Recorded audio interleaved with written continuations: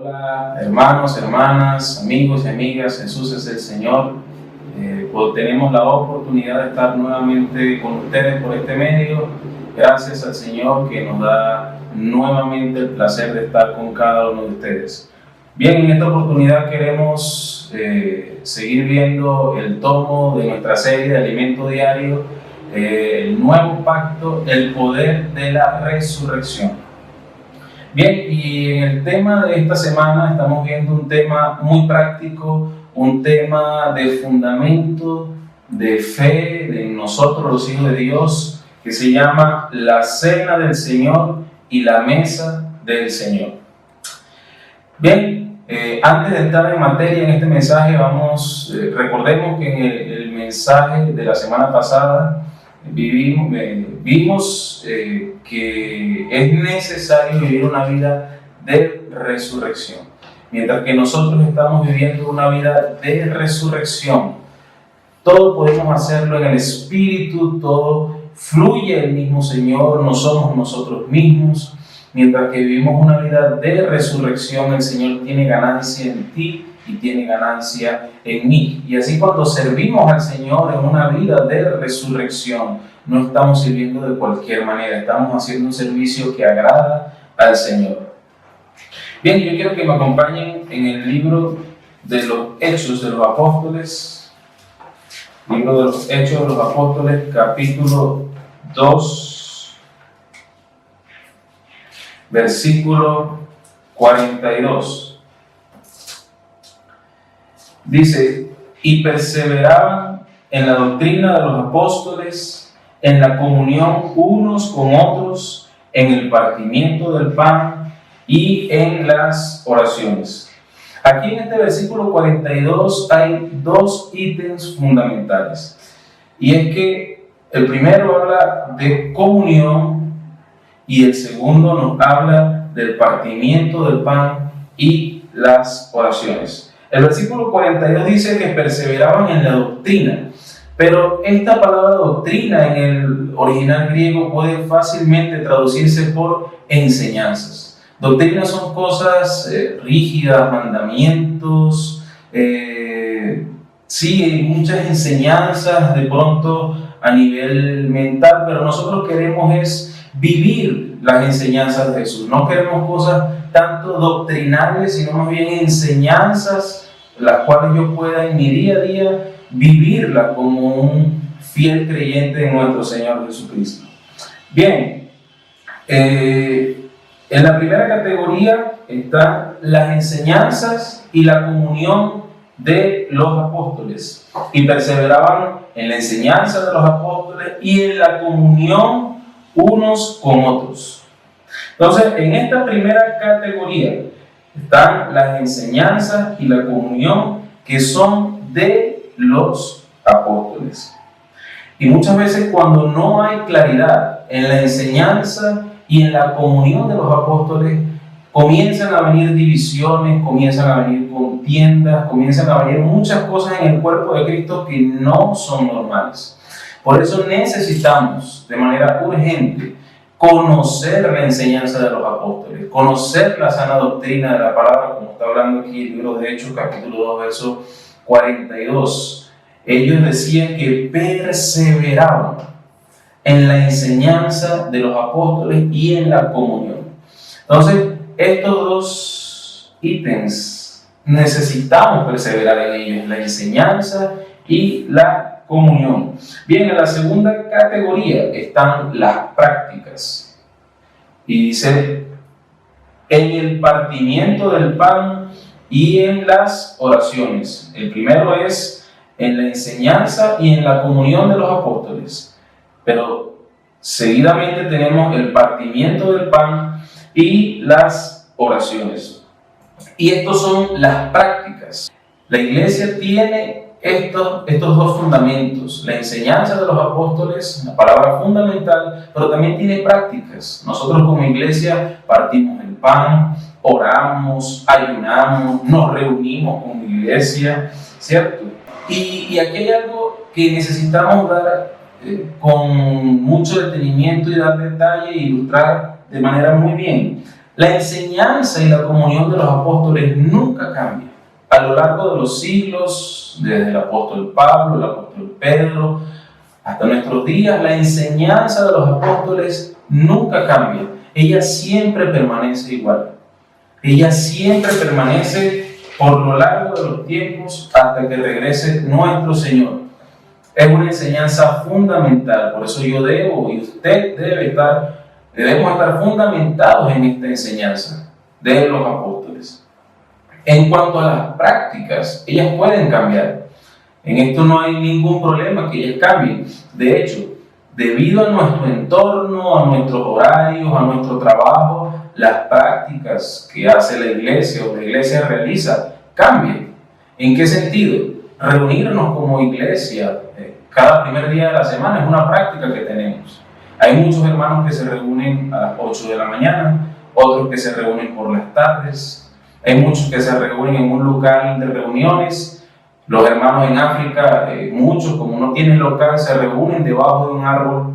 Entonces, estas prácticas cambian debido a las circunstancias. Lo que nunca puede cambiar es la enseñanza y la comunión de los apóstoles. Por causa del tiempo y de mi trabajo, yo puedo de pronto tomar la reunión que está en la tarde, si es que en alguna localidad hacen 2 reuniones, una en la mañana, una en la tarde. Por causa de mi trabajo de pronto me queda más accesible ir a la reunión de la tarde, y esto no hay ningún problema porque es una práctica. Pero en cuanto a los fundamentos, en cuanto a la enseñanza de los apóstoles, esto nunca cambia, esto siempre permanece igual.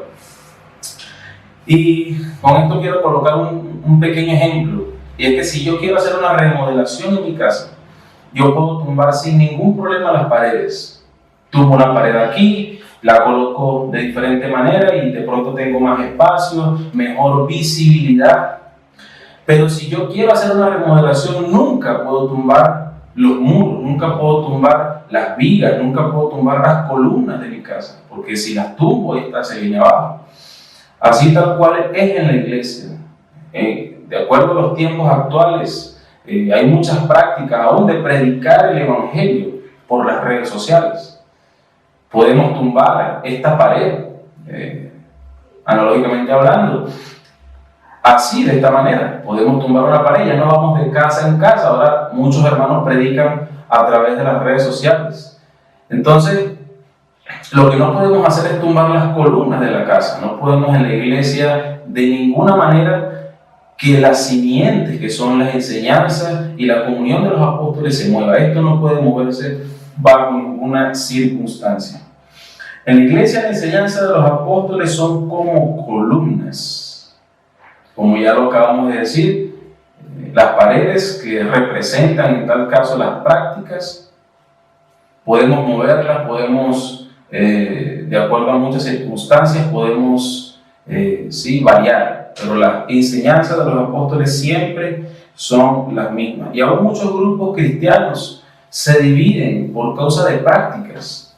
Se dividen porque de pronto no les gustó la música, no les gustó los instrumentos, no les gusta cómo se celebra la cena del Señor en tal iglesia. Entonces buscan hacer de manera individual y arbitraria como a ellos les gusta. Entonces vemos que esto no debe ser así. Por causa de las prácticas no hay ningún problema. Siempre debemos tener en cuenta que es la enseñanza de los apóstoles, siempre debe ser fundamental y nunca cambia. Bien, ahora entrando en detalle con la cena del Señor, ¿qué tal si me acompañan en el libro de Mateo, capítulo 26? Libro de Mateo, capítulo 26, versículo del 26 al 30. Dice: y mientras comían, tomó Jesús el pan y bendijo y lo partió y dio a sus discípulos y dijo: tomad, comed, esto es mi cuerpo. Y tomando la copa y habiendo dado gracias, les dio diciendo: bebed de ella todos, porque esto es mi sangre del nuevo pacto, que por mucho es derramada para remisión de los pecados. Y os digo que desde ahora no beberé más de este fruto de la vid hasta aquel día en que lo vea nuevo con vosotros en el reino de mi Padre. Oh Señor Jesús. Entonces, vemos acá un detalle interesante que Jesús, en este versículo 26, Él no dice que este pan simboliza su cuerpo, no. Él dice específicamente, dice, comed, esto es mi cuerpo. Entonces, aquí vemos algo bien interesante, que este pan que nosotros comemos el primer día de la semana no es algo que simboliza al Señor, es algo que representa a Dios mismo, que representa a Cristo. Representa el cuerpo místico de Cristo, que es la iglesia. Bien, y esto no se trata de una transustantación. ¿Qué significa la transustantación? Que es que cuando yo como este pan, muchas personas dicen transustanciación. Muchas personas dicen que es que cuando este pan entra en mi boca se convierte en la carne de Jesús, y que cuando bebo la copa, este vino o este jugo de uva se convierte verdaderamente en la sangre de Jesús. Y esto es algo con lo que no estamos de acuerdo. Porque para yo poder comer a Cristo, estamos hablando de algo espiritual. Estamos hablando de algo espiritual cuando comemos al Señor. No es que cuando yo como ese pan, se vuelve la carne de Cristo en mi boca. No es así. Estamos hablando de que este pan representa a Cristo como ese cuerpo, como ese pan de vida que se dio por cada uno de nosotros. Y esa copa, cuando la tomamos, cuando la bebemos, ella representa, no simboliza, representa la sangre del mismo Cristo. Transustanciación es la palabra. Entonces, no estamos de acuerdo con esta teoría. ¿Qué es lo que estamos señalando? Es que el pan y la copa representan el cuerpo y la sangre del Señor. Y bien, usted y yo somos esos granos de trigo, así como Jesús también fue ese grano de trigo. En Juan capítulo 12, verso 24 dice que si el grano de trigo no cae en tierra y muere, queda solo. Y Jesús fue ese grano de trigo que cayó en tierra, murió, pero también resucitó y dio mucho fruto.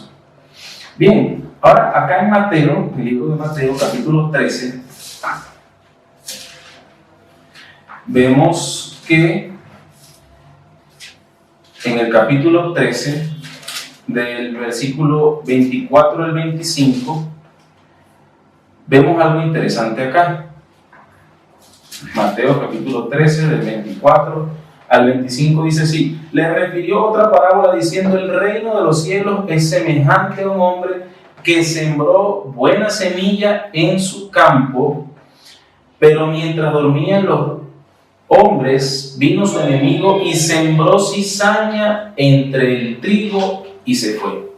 Entonces el versículo 24 dice que sembró buena semilla, y el 25 muestra que la buena semilla es el trigo, porque entre el trigo también sembraron cizaña. Entonces aquí en el versículo 38 del mismo capítulo 13, el Señor hace referencia y dice quiénes son esos granos de trigo.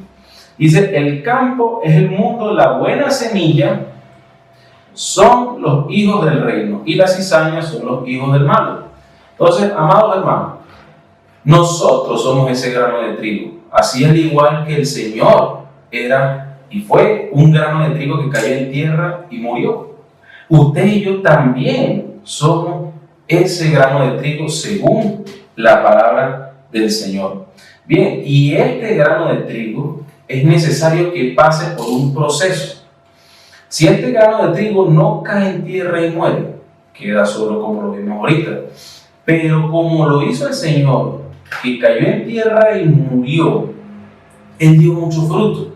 ¿Y por qué necesitamos que este grano de trigo dé mucho fruto? Porque Jesús no puede hacer un pan con un solo grano de trigo. Para poder hacer un pan es necesario muchos granos de trigo, es decir, muchos frutos. Y cuando este grano de trigo da muchos frutos, él pasa entonces después por un proceso de ser trillado, ser molido hasta llegar a ser harina. Bien, Pablo le dijo a la iglesia en los Colosenses de que él estaba pasando por ciertas aflicciones por causa del cuerpo de Cristo. Y eso lo encontramos en Colosenses capítulo 1, versículo 24. Dice: ahora me gozo en lo que padezco por vosotros y cumplo en mi carne lo que falta de las aflicciones de Cristo por su cuerpo, que es la iglesia. Bien, entonces nosotros, como este grano de trigo, estamos pasando por ciertas aflicciones, las cuales nos llevan a nosotros a ser procesados para llegar a ser ese pan, esa harina que el Señor puede amasar para llegar a ser ese pan que representa cuando cada uno de nosotros estamos los domingos participando de la mesa del Señor, partiendo el pan y estando con cada uno de los hermanos. Bien, este proceso, hablando precisamente del pan, fue el que llevó al Señor también. El Señor dijo que Él era ese grano de trigo que cayó en tierra, pero también luego después dijo que Él era el pan de vida. Y este es el proceso por el cual el Señor está llevando a su iglesia, de ser los muchos granos a que nosotros el primer día de la semana estamos representados juntamente con Cristo en ese pan amasado que siendo muchos granos de trigo, ahora somos un solo pan. ¡Qué proceso tan maravilloso! Por eso cuando partimos el pan, amados hermanos, solo debe haber un solo pan en la mesa, debe haber una sola copa en la mesa, porque un solo pan representa y está hablando de nuestra unanimidad, de nuestra unidad como el cuerpo de Cristo. No pueden haber dos panes en la mesa. El pan tampoco puede estar partido ya cuando llegue a la mesa. Cuando nosotros estamos participando de la mesa del Señor, cuando nosotros estamos el primer día de la semana participando, cada uno de nosotros, el pan debe estar completo, debe ser un solo pan. Y una vez que los hermanos oran y dan gracias a Dios por ese pan, entonces es que el pan es partido. Y es cuando nosotros recordamos la muerte de nuestro Señor Jesús. Es cuando recordamos todo el sacrificio que el Señor pagó en la cruz por usted y por mí. Eso debe ser un momento solemne, eso debe ser un momento de máxima gratitud hacia el Señor. Y si nos damos cuenta, el pan y el vino están separados. Tenemos el pan de un lado y tenemos el vino de otro lado, y esto representa el cuerpo y la sangre del Señor. Y en este caso tenemos el cuerpo y la sangre separados, y esto representa la muerte. Estamos en este caso recordando la muerte de nuestro Señor Jesucristo. Entonces, este momento, cuando nosotros estamos participando de la cena del Señor, debe ser algo muy solemne. Debemos tener mucha solemnidad, agradecer al Señor por este sacrificio que Él hizo por cada uno de nosotros. Bien, muchos cristianos, muchos hijos de Dios celebran este maravilloso momento de la cena del Señor una vez al mes, una vez cada 15 días, una vez cada 6 meses, una vez al año, en alguna fiesta en especial. Pero el libro de los Hechos nos muestra, el libro de los Hechos capítulo 20, nos muestra cómo lo hacían los apóstoles en la iglesia primitiva. Y es que ellos lo hacían de la siguiente manera. Hechos capítulo 20, versículo 7 dice: el primer día de la semana, reunidos los discípulos para partir el pan, Pablo les enseñaba habiendo de salir al día siguiente, y alargó el discurso hasta la medianoche. Pero entonces dice acá que el primer día de la semana, reunidos los discípulos para partir el pan. Bien, y esto era hecho el primer día de la semana, es decir, el día domingo. Nosotros tenemos por costumbre que todos los domingos o todos los primeros días de la semana, nosotros partimos el pan y bebemos de la copa. Y en el Nuevo Testamento se llama este día el Día del Señor. Eso lo podemos encontrar en Mateo capítulo 28, versículo 1 y en Apocalipsis capítulo 1, versículo 10. Y en la lengua de español y en la lengua del portugués, estas dos lenguas concuerdan en algo en especial, y es que la palabra domingo viene del latín dies dominicus y significa día del Señor. Entonces, este es el día en especial cuando usted y yo, así como lo hacían los apóstoles en Hechos capítulo 20, versículo 7, y participaban del pan, ellos partían el pan primero diariamente. Después, ya cuando la iglesia estaba un poco más constituida, entonces lo partían cada domingo, o el día del Señor, o el primer día de la semana. Bien, ahora empezamos a ver un poco la expresión que encontramos en primera carta a los Corintios, capítulo 10, versículo 21. Dice: no podéis beber la copa del Señor y la copa de los demonios, no podéis participar de la mesa del Señor y de la mesa de los demonios. Ahora, el capítulo 11, versículo 20, dice de la siguiente manera: cuando pues os reunís vosotros, esto no es comer la cena del Señor. Entonces aquí encontramos dos expresiones: la mesa y la cena del Señor, pero el énfasis es diferente, y es lo que queremos aclarar, es lo que queremos ver con detalle. Vamos a leer acá ahora 1 Corintios capítulo 10, versículo 18. 1 Corintios 10, versículo 18 dice de la siguiente manera: mirad a Israel según la carne, los que comen de los sacrificios no son partícipes del altar. Entonces, los que comen del altar son participantes de ello. Entonces, cuando nosotros participamos de la cena del Señor, cuando participamos de la mesa del Señor, estamos comiendo y estamos bebiendo a Cristo. Por lo tanto, estamos participando de Él. Cuando hablamos de la mesa del Señor, estamos hablando de participar los unos con los otros. Tú traes una porción de Cristo, yo traigo otra porción de Cristo, el otro hermano trae otra porción de Cristo, y cuando llegamos el día domingo participamos los unos de los otros. Esto es la mesa del Señor. Bien, aquí Pablo en 1 Corintios 10, 19 al 20 hace también una ilustración, y él habla con respecto a los ídolos. 19 y 20 dice: ¿qué digo pues? Que el ídolo es algo, o que sea algo, lo que se sacrifica a los ídolos. Antes digo que lo que los gentiles sacrifican, a los demonios lo sacrifican y no a Dios. Y no quiero que ustedes os hagáis participantes con los demonios. Entonces, hay personas que encienden velas a imágenes, encienden velas a estatuas de acera, pero en cada estatua de acera, en cada imagen, detrás de ella se oculta un demonio. Entonces, esto es lo que Pablo está recalcando acá, que lo que los gentiles sacrifican a los demonios, lo sacrifican, no es tanto a ese ídolo, sino a los demonios que hay detrás de esos ídolos.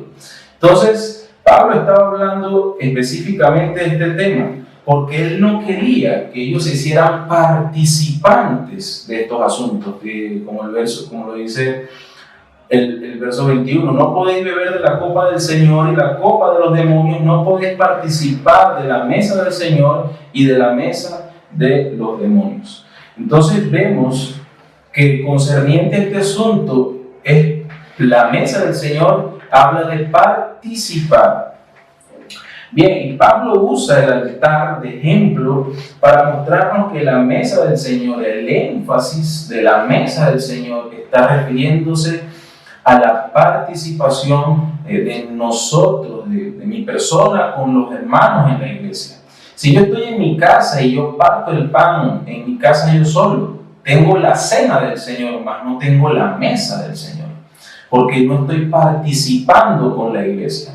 Ahora, cuando estamos en la iglesia, compartiendo todos juntos con nuestros hermanos, tenemos la mesa del Señor, pero también tenemos la cena del Señor, porque estamos todos incluidos participando de este acto solemne que hacemos en nombre del Señor. Bien, aleluya. Este tema entonces quedamos hasta acá. El día domingo continuaremos o daremos continuidad a la siguiente parte, que es la cena del Señor. Amados hermanos, Jesús es el Señor. Queremos terminar con una breve oración por cada uno de ustedes. Amado Dios, te damos gracias por todas las iglesias, gracias por todos los hermanos que nos pueden estar escuchando. Sigue tú edificando nuestras vidas. Gracias, Señor, porque nos has hecho partícipes de tu mesa y de tu cena. Señor, muchas gracias en el poderoso nombre de Jesús. Amén.